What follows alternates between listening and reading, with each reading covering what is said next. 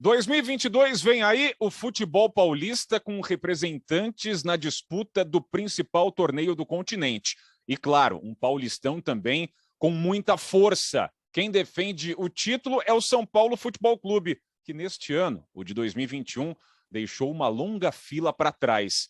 Só que o fim de ano não foi bem assim como o torcedor tricolor mais otimista esperava. Eu sou Bruno Camarão, estou ao lado de Denilson Show. Falaremos sobre o trio de ferro, sobre o Bragantino, que de maneira histórica vai disputar a Libertadores da América pela primeira vez na própria história. E claro, equipes do interior que vêm sempre para tumultuar o estadual mais importante, mais bem disputado do país. Tudo bem, Denilson? Seja bem-vindo. Tudo ótimo, Bruno. Um grande abraço. Realmente é um campeonato estadual, o paulista, nesse caso, extremamente difícil. Eu posso falar até com propriedade. Eu fui campeão 2 vezes desse estadual, né? 98 com o São Paulo, 2008 com o Palmeiras. E, poxa, tenho no meu currículo com maior orgulho, né? Porque de um tempo para cá, a gente tem valorizado, obviamente, o Campeonato Brasileiro e Libertadores, às vezes esquece de estadual, mas é um campeonato difícil justamente porque os times menores, de menor expressão, começam a trabalhar antes, pré-temporada, então o início de Paulista sempre é muito complicado para os principais clubes. Certamente, né, para as equipes de maior gabarito e que vem com um rescaldo positivo, o estadual ele vira uma espécie de competição preparatória, mas inegavelmente gera pressão em atletas, a torcida quer vitórias, especialmente diante dos principais rivais, não admite tropeço contra rivais considerados mais frágeis. A gente tem um panorama um pouquinho distinto em se comparando a Corinthians, Palmeiras, São Paulo, o Santos, né, com a manutenção do trabalho do Fábio Carille, e especialmente o Bragantino, né, que vem também de um 2021 muito positivo com o Barbieri. É esse que vai fazer frente, eu acho, assim. Você pode colocar aí Ponte Preta, o Mirassol, que às vezes complica a vida pra caramba dos caras, Novo Horizontino, Ituano, esses times complicam a vida, porque começa um planejamento antes. Você falou, por exemplo, do Santos. O Santos viveu um ano extremamente complicado, inclusive muito, no estadual, foi se salvar na última rodada, nesse estadual de 2021, foi se salvar na última rodada, e aí brasileiro da mesma forma, na reta final de Campeonato Brasileiro, foi se salvar também de rebaixamento. Então há uma expectativa de que o Santos consiga fazer uma temporada ou um estadual que começa aí daqui a pouquinho em janeiro, no finalzinho de janeiro começa o estadual, que o Santos consiga fazer um estadual diferente do que foi feito em 2021. Bom, a gente está gravando esse papo pré-Natal, pré-festas. Ho, ho, ho. Papai Noel nem chegou. O São Paulo vive um ponto de interrogação em relação ao Rogério Ceni, né? A última coletiva dele, antes do fim do Campeonato Brasileiro, foi assim um negócio, né? Que o torcedor falou, e agora? Fica ou não fica o mito, né? Bom, vamos considerar que o Rogério Ceni esteja à frente do comando técnico do São Paulo. Ele vai ter que defender o caneco conquistado pelo Crespo na última temporada. Só que acho que mesmo o torcedor são paulino, ele quer mais do que isso, né? Ele não quer apenas um título jogado, ele quer mais estrutura, mais confiança, mais valores, uma melhora administrativa. Tá faltando muita coisa, né, pelos lados do Morumbi. Pelos lados do Morumbi tá faltando tudo, para falar a verdade. A partir do princípio do comprometimento dos atletas. Eu acho que os atletas são os protagonistas, o que muda a história de um clube. Obviamente, quando você tem uma boa gestão também ajuda, mas a boa gestão é você montar um bom time, um time competitivo, e aí a roda começa, a engrenagem começa a funcionar de uma forma diferente. São Paulo já há algum tempo não consegue.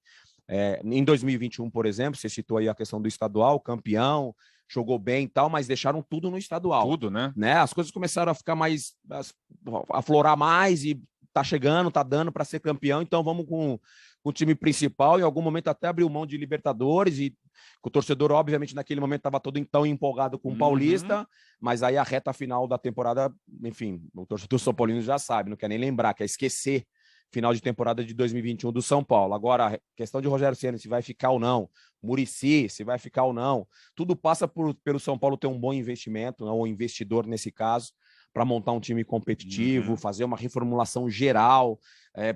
Tem gente criticando estatuto, enfim, tem muita coisa errada no São Paulo que precisa ser corrigida, mas eu acho que o campo fala muito, né? Se o campo começar a dar uma resposta positiva, fica muito mais fácil de você ir corrigindo qualquer outro tipo de problema fora de campo. Quem terminou a temporada numa colocação minimamente razoável no Brasileiro, até pelo que se apresentava o ano, foi o Corinthians, recheado de estrelas, muitos reforços. O Paulinho, né, foi o último anúncio até aqui, neste momento da gravação. Pode ser que venha mais gente. O sonho aí do torcedor por mais um camisa 9, eventualmente um reforço ali no sistema defensivo.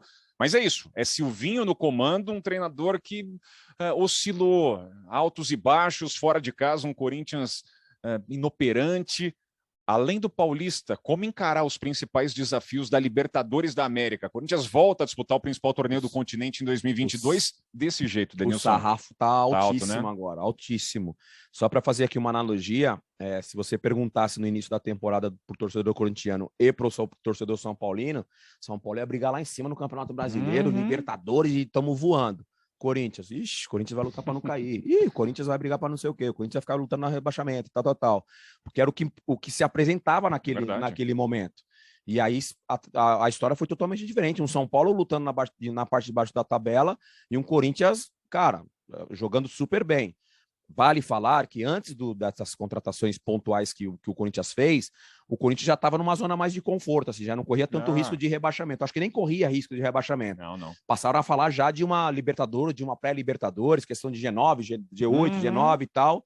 E aí o Silvinho criticado, e eu acho que a maior crítica do Silvinho, em cima do trabalho do Silvinho, era a falta de regularidade fora de casa, não era nem em casa. Óbvio, aqui é chovendo molhado mais uma vez, a gente fala do torcedor. O torcedor faz uma diferença gigantesca quando tem torcedor em campo, quando não tem, o Corinthians sente o golpe. Mas eu acho que o que mais pegou para o torcedor corintiano foi justamente o desempenho fora de casa. Se o Silvinho fosse mais corajoso fora de casa, eu acho que ele não teria tanta rejeição assim. Quem sabe? Vamos aguardar e acompanhar o ano de Corinthians, Palmeiras, São Paulo e Santos. Sobre o Verdão, talvez o time a ser batido, né? Mantém a espinha dorsal, renova um pouco o elenco, a saída de jogadores mais veteranos, Bigode, Jailson, Felipe Melo, a aquisição, né, pontual de jogadores que podem se incorporar a um elenco que é jovem, tem qualidade. E o Abel Ferreira que segue, né? Agora com um escudo desse tamanho, parece um super-herói, né? Grande. Tá pronto para os Vingadores, né? Tá grande. Esse tá grande. Quem encara o cara? Esse tá com moral, o Palmeiras também tá com moral, porque mantém aí a base do time. E aí esse monitoramento de que forma que vai ser feito, né? Essas contratações pontuais, a gente já pode falar, por exemplo, do Lomba, sim, que já foi apresentado, enfim, quase no passado não tão distante assim. Acabou sendo apresentado um jogador, um goleiro mais jovem do que Jailson, em comparação a Jailson, de 33, 34 anos, já estava com 40 anos. 40, Jailson. E viveu um momento muito bom no Internacional, depois perdeu posição, mas acho que foi uma contratação boa porque o Everton vai sair muito para viajar por causa de seleção brasileira, e aí você precisa ter um goleiro maduro, de experiência. O Vinícius Silvestre, né? Que é muito bom também. Né? Muito bom, mas ainda eu acho que jovem, de repente daqui 3, 4, 5 anos vai ser um goleiro também titular do Palmeiras. Mas pontualmente essa contratação do Lomba eu gostei, do Marcelo Lomba eu gostei, e agora é dar uma sequência, ver quais posições o Palmeiras vai contratar, de repente ali mais um lateral esquerdo, um meio-campista perfil Felipe Melo também, de experiência, mas que tenha um pouco mais de gás para poder ajudar. Vamos ver como é que o Palmeiras vai reforçar esse elenco, né, em cada posição. Vamos esperar. Ó, a dica é: fica com o rádio ligado na Band News FM, com o aplicativo Band Play, pelo nosso site bandnewsfm.com.br com F5. Você vai lá, a todo instante atualiza. Afinal, o mercado da bola é assim. Nesse período de transição de temporada, dezembro para janeiro, até quando o bicho começar a pegar. Lembrando que em fevereiro tem Mundial de Clubes, né? Ou seja, Palmeiras, né, também já tem uma preparação toda especial. Mas fique ligado por aqui, que tudo que rolar de novidade no seu time do coração, você confere na rádio Band News FM, sempre com análise deste homem. Denilson Show. 2022 é Valeu, mano. Tchau.